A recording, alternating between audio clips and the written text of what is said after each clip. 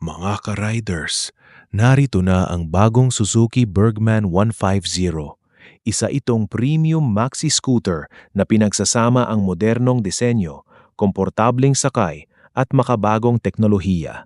May dala itong 149cc engine na nagbibigay ng maayos na arangkada, sapat na lakas para sa city at highway riding at matipid pa sa gasolina.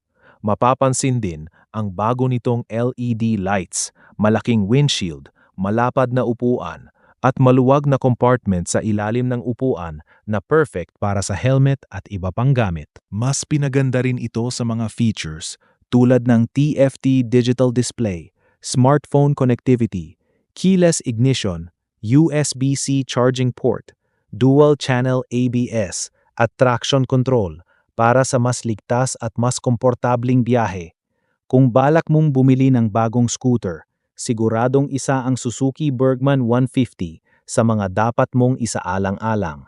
Ano ang masasabi ninyo sa bagong Bergman 150? Ay comment ang inyong opinyon at huwag kalimutang i-like, i-share at mag-subscribe para sa mas marami pang motorcycle updates.